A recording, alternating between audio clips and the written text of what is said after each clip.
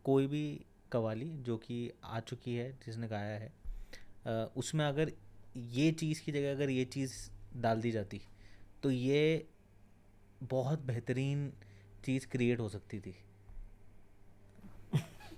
अच्छा, मतलब जो है उसके जो है, हाँ अलावा अगर हाँ, कुछ होता तो। जैसे जनरल बॉलीवुड सॉन्ग्स में रिमिक्स होते हैं ना, कि भाई एक नॉर्मल गाया और फिर एक रिमिक्स करा। तो अगर आपको मौका दिया जाए कि एक कोई भी एक कवाली है जिसने भी गाई है ना, उनकी रिस्पेक्ट अपनी जगह है, बट अगर आप उसमें कोई चेंज करते हो, है ना, और वो आपके हिसाब से अगर वो ओरिजिनल कॉम्पोजिशन से ये चीज़ बहुत बेहतरीन निकल सकती थी।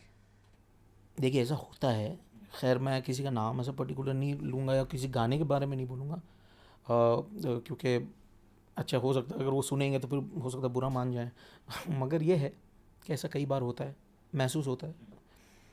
एज अ क्रिएटर अपनी अपनी सोच होती है, अपना अपना विजन होता है। तो ऐसा कई बार होता है कि कोई गाना सुना तो लगा यार ये और अच्छा हो सकता था, इसकी प्रोग्रामिंग अच्छी हो सकती थी, ये ट्यून इसकी और अच्छी हो सकती थी। तो ऐसा कई बार होता है, मगर ठीक है, अपना अपना लोगों का एक अपना अपना सोचना है, लोग अपने तरीके से बनाते हैं। पहले जो लोग काम करते थे, पुराने जो लोग हैं, और अभी जो 90s तक भी, जो 2000 तक भी काफ़ी अच्छा अच्छा काम किया है लोगों ने, तो उसमें मुश्किल होता है। बहुत सारे लोगों ने ऐसा काम किया है कि उसमें इस तरीके से सोचना भी पॉसिबल नहीं है। उन्होंने इतना कंप्लीट वर्क अपने ज़माने में किया, उनमें गुंजाइश नहीं है, फिर भी लोग गुंजाइश कैसे निकाल लेते हैं पता नहीं, फिर उसमें क्या ख़राब हो जाता है।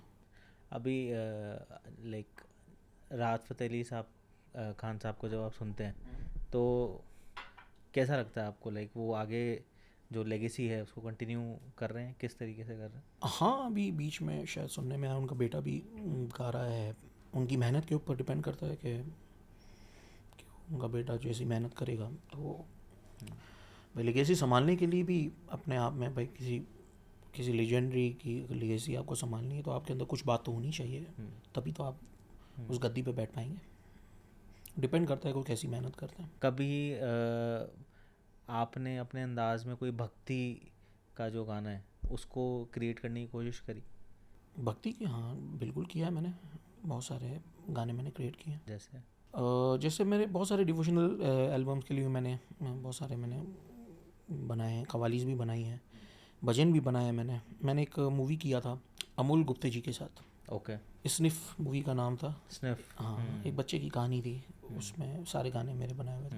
तो उसमें एक भजन था, एक गणपति भजन था जो शंकर एहसान शंकर जी ने गाया था, शंकर महादेवन जी ने। तो बहुत कमाल की धुन थी। मुझे थोड़ा सा शायद बोल थोड़े से मेरे जाएंगे। सद्बुद्धि का तू है विधाता, सामने आता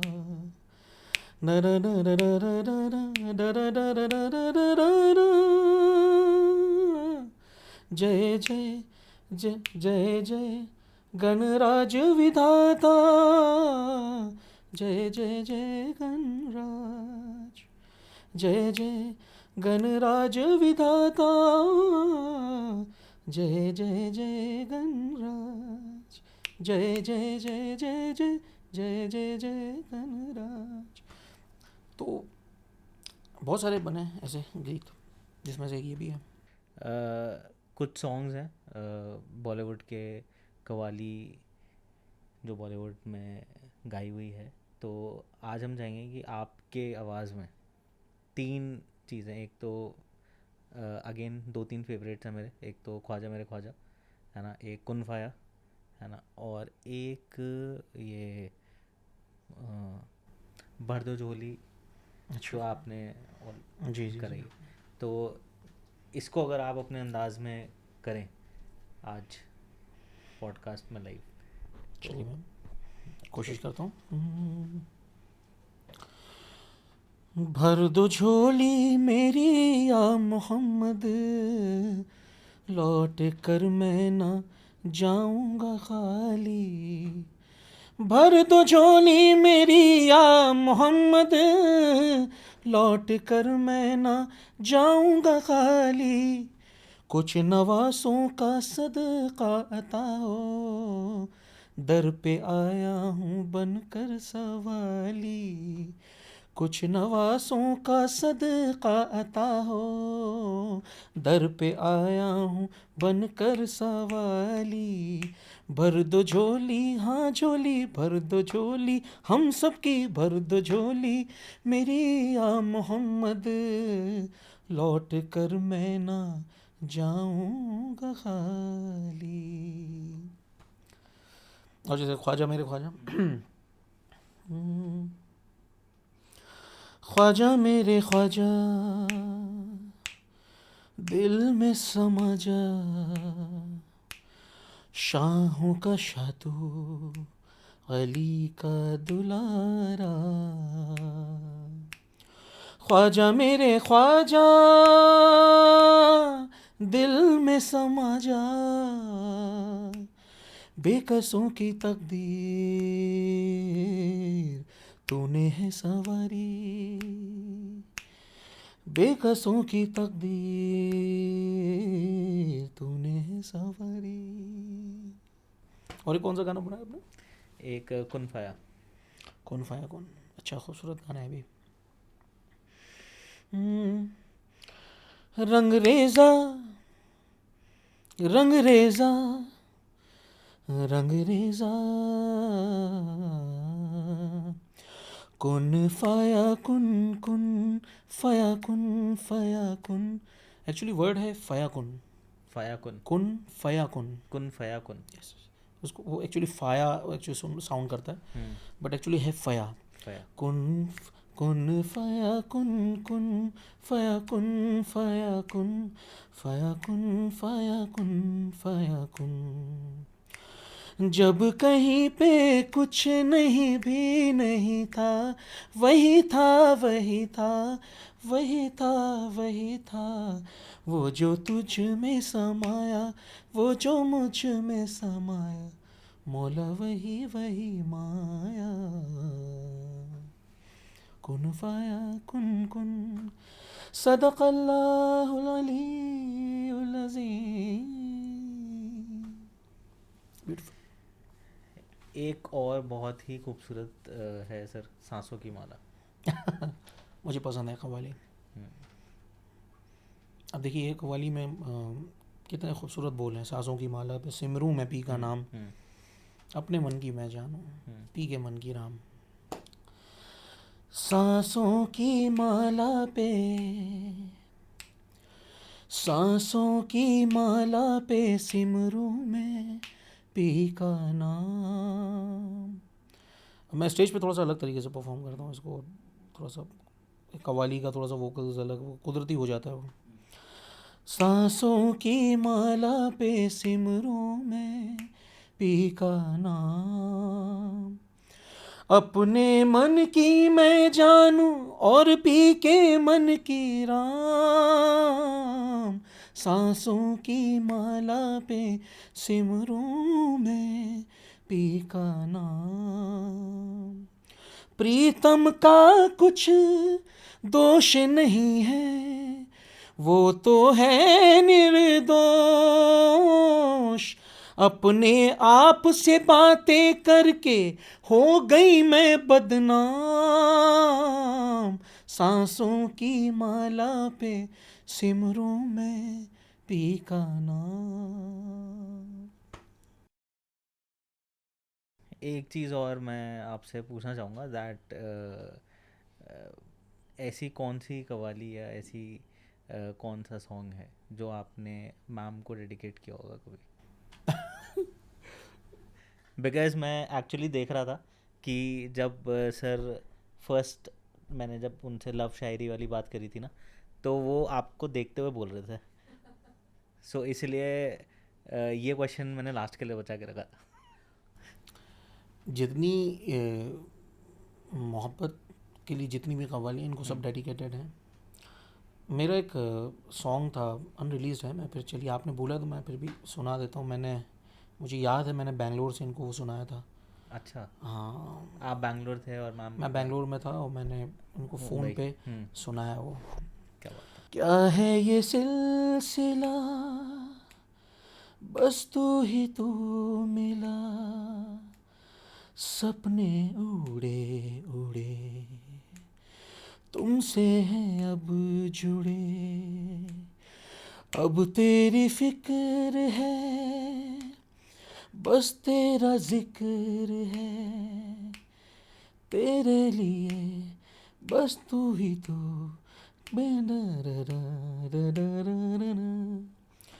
सैयों सैयों ये हाल तेरा तुझसे, मेरे सैयों मेरे सैयों। ये मैंने उसी वक्त कंपोज किया था, एंड देन मैंने क्या उसको बात है सर, थैंक वो यू सो फ़ोन पे मच। सुनाया था। ये तो आज तो बहुत लेजेंडरी एपिसोड हो गया ये तो। सर बहुत खुशी हुई मुझे। ये गज़ल कैफ भोपाली साहब की ये गज़ल है। ओके। इसकी ट्यून मेरे डैडी की बनाई हुई है एक्चुअली, और मैंने इसको एक अनप्लग्ड वर्जन इसका मैंने बनाया है। अच्छा। मैं समझता हूँ, मैं हमेशा कोशिश करता हूँ, वैसे समझता नहीं हूँ, मैं बोलना चाहूँगा कि मैं अपने आप को समझता हूँ कि मैं वर्सेटाइल सिंगर हूँ। मैं हर तरीके के गाने की कोशिश करता हूँ, अल्हम्दुलिल्लाह मैं गा सकता हूँ। तो मैंने इसको जैसे टिपिकल गज़ल तरीके से मैंने इसको नहीं किया है, मैंने एक अनप्लग वर्जन रखा है और बहुत अलग तरीके से बहुत जल्द लोगों के सामने आएगा। मैं इसकी 2 कड़ी सुना देता हूँ। और जैसे कि इन्होंने कहा कि हर शेर में एक स्टोरी है, जो कि आप वीडियो में देखेंगे आगे जाके, तो इसका मैं मतलब सुना रहा हूँ। बहुत ब्यूटीफुल थॉट है। चूँकि बारिश का मौसम भी है, मैं आपको थोड़ा समझाना चाहूँगा, देन फिर आपको सुना दूँ। जब बारिश होती है तो बारिश के जब छींटे या वो पानी आके दीवार पे जब रह जाता है, दीवार पे या किसी कांच पे, जैसे अभी हम यहाँ बैठे हुए हैं, बारिश होगी और आप उसको गौर से देखेंगे, आपको उसमें कुछ अक्स नज़र आएगा। क्योंकि आप का दिमाग कुछ सोच रहा है, आप किसी जहन में चले जाओगे, आप कुछ ख्याल में चले जाओगे, पुरानी कुछ बातों में चले जाओगे, तो कुछ अक्स नज़र आएगा, आपको कुछ चीज़ें नज़र आएंगी, आप गौर से उसको देखोगे, आप उसमें कुछ चीज़ों को ढूंढोगे।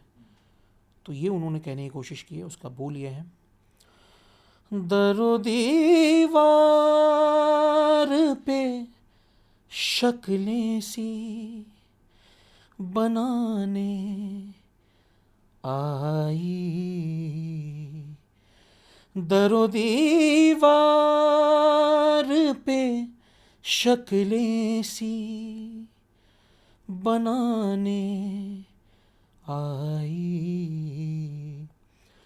फिर ये बारिश, फिर ये बारिश, फिर ये बारिश मेरी तन्हाई चुराने आई, फिर ये बारिश मेरी तन्हाई चुराने आई। इसमें एक शेर ये है, मैंने जब पहल अपना वतन छोड़ा था, मैंने जब पहल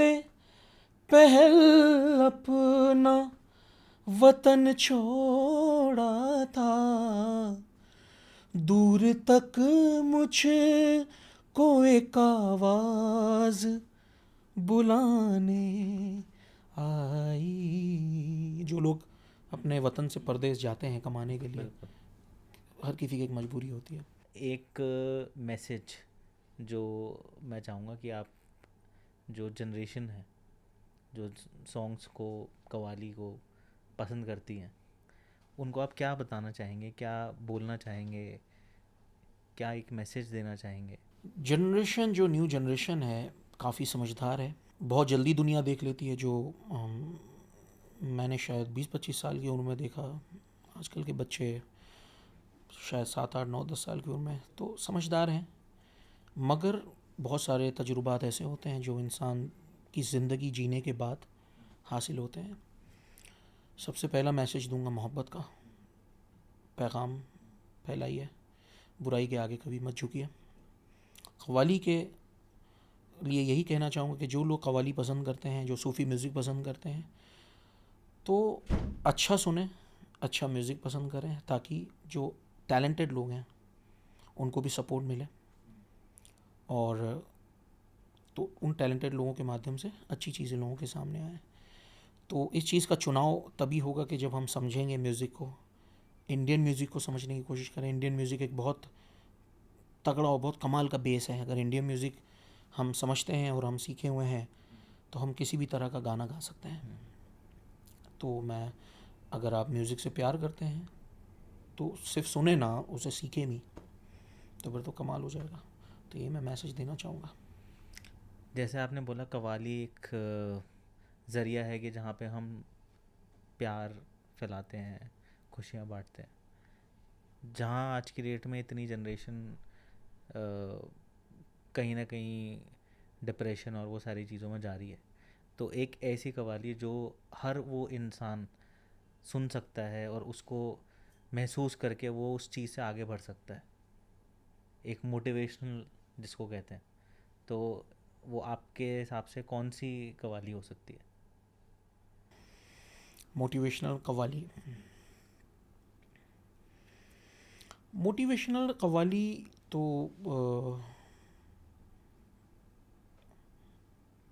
मोटिवेशनल कव्वाली तो सोचना पड़ेगा मुझे। मोटिवेशनल कव्वाली एक्चुअली नसीहत बनी है। कव्वाली में मोस्टली नसीहत, जैसे कि डैडी की कव्वाली चढ़ता सूरज धीरे धीरे, जिसे लोग सुनने के बाद कुछ वक्त के लिए तो बिल्कुल वो हो जाते हैं, बिल्कुल महसूस करते हैं कि नहीं, अब हमें कल से गुनाह नहीं करना, तौबा करते हैं। सो नसीहत, हम हमारे जितना मुझे मालूम है तो नसीहत मोटिवेट करने की कव्वाली तो मेरी नज़र से ऐसा कुछ गुजरी नहीं है अभी तक। तो मैं, मेरे दिमाग में ऐसा कुछ है नहीं, मेरे नज़र से ही नहीं गुजरी मोटिवेशन कव्वाली। लेकिन ये आपने एक अच्छा आइडिया दिया है, मोटिवेशनल कव्वाली आज तक बनी नहीं है, मैं बनाऊंगा, हम बनाएंगे, हम क्रिएट करेंगे। इसलिए That is a निकल good गई idea, सर yes. बात। ये आपने एक जस्ट बात की माध्यम से एक वो भी दे दिया, आइडिया भी दे दिया आपने। तो हम बनाएंगे, और जब हम नेक्स्ट कभी मिलेंगे तो फिर उस कव्वाली के बारे में चर्चा करेंगे इस पर। क्या बात है। हमारे सर वो जस्ट बात का टैगलाइन है, यहाँ हम जज्बातों से बात करते हैं। तो आज बड़ी जज्बाती वाली बातें आपके साथ में हुई हैं, जज्बातों से कव्वाली स्पेशल फर्स्ट एपिसोड है सर। अभी तक जितना हमने एपिसोड्स करे हैं ना, कव्वाली से रिलेटेड हमने कभी किसी से भी ना चर्चा करी, ना कोई गेस्ट रहा है। आपकी जब हुई थी बात, जैसे ही टीम से पता लगा, सो एवरीबडी वाज एक्साइटेड। और स्पेशली आपकी जब चीज़ें हमने देखी तो मैं भी बड़ा एक्साइटेड था कि मुझे एक्चुअली एक बेसिक क्यूरियोसिटी थी कि मुझे कुछ चीज़ें पूछनी थी। मैंने एक्चुअली ये पॉडकास्ट, ये मान लो पॉडकास्ट तो हो रहा है लोगों के लिए, बट मैं थोड़ा सा समझने की कोशिश कर रहा हूँ कि कव्वाली का जो एक पूरा प्रोसेस और जो मेहनत, क्योंकि मैं देखता हूँ कि जब परफॉर्मेंसेस आप लोग करते हैं ना, तो वो बहुत उसके पीछे ना वो दिखता है कि वो कितनी एनर्जी कंज्यूम हो चुकी है। Yes. और फिर आप स्टेज पे जब वो परफॉर्म कर रहे हो और फिर वो लोग जो उसको महसूस कर पा रहे हैं, कई बारी देखा है कि परफॉर्मेंस हो रही है, बराबर में कोई बैठा है, वो बोले यार देखो Goosebumps गूज़बम्स आ रहे हैं। तो वो एक्चुअली गूज़बम्स के लिए जो पीछे मेहनत आप लोग करते हो, वो कहीं ना कहीं लोगों को पता नहीं है अभी प्रॉपर चीज़ें, कभी वही इतना actually- डेप्थ में डिस्कशन yes, नहीं yes, हुआ। पता चलनी चाहिए। इसीलिए मतलब वही मैंने कहा कि बहुत मतलब thank you so much for this beautiful opportunity, और कि मतलब अपनी बात रखने का मौका मिला। और जो लोगों को नहीं पता है वो लोगों ने जाना, होपफुली उन्होंने समझा होगा, उनको समझ आई होगी। तो ये एक स्टेज पर तो परफॉर्मेंस का एक अलग जोन होता है, एक अलग वाइब होता है। वो एक, जब स्टेज पे मैं परफॉर्म करता हूँ, मैं अपनी को क्या तारीफ़ करूँ, खैर मैं तो, मगर लोग कहते हैं कि यार आप तो कुछ अलग हो जाते हैं यार स्टेज पे। सो स्टेज पे जब ऑडियंस सुनने वाले अच्छे होते हैं तो हम एक अलग दुनिया में लेके चले जाते हैं, फिर हम उनको एक अलग दुनिया में लेके चले जाते हैं। सो यही है, और यही कहना चाहूँगा कि हैरतों के सिलसिले सोज़े निहाँ तक आ गए, हम नज़र तक चाहते थे तुम तो जहाँ तक आ गए। क्या बात है। ख़ुद तुम्हें चाह के गरीबा का शऊर आ जाएगा, तुम वहाँ तक आ तो जाओ हम जहाँ तक आ गए। तो जज्बात का बहुत शुक्रिया। आप सभी का, जिन्होंने इतना खूबसूरत सवालात आपने किए और अपनी बात रखने का मौका दिया. Thank you so much everyone for watching this entire episode. This was the first Qawwali special episode on Jazbaat. Sir से बहुत कुछ सीखने को मिला है और आगे की कुछ हमारी बातचीत भी हो गई है कि किस तरीके से जब एक नेक्स्ट वर्जन ऑफ कव्वाली का जो एक पूरा पिटारा खुलेगा तो वापस एक एपिसोड करेंगे और उस एपिसोड के अंदर में इस एपिसोड का भी जिक्र होगा और आने वाले बहुत सारी चीज़ों का जिक्र होगा जो शायद उस दौरान सर कर चुके होंगे through qawwali. Thank you so much sir for coming on the thank you episode. So much. अगर आपको हमारा एपिसोड पसंद आया हो और आप ऐसे और इंटरेस्टिंग एपिसोड्स को देखना चाहते हैं, इंटरेस्टिंग गेस्ट से मिलना चाहते हैं, तो कमेंट सेक्शन में गेस्ट का नाम डालिए और हमारे चैनल को लाइक, शेयर और सब्सक्राइब करना ना भूलिए. Thank you so much. अपना बहुत बहुत ध्यान रखिए.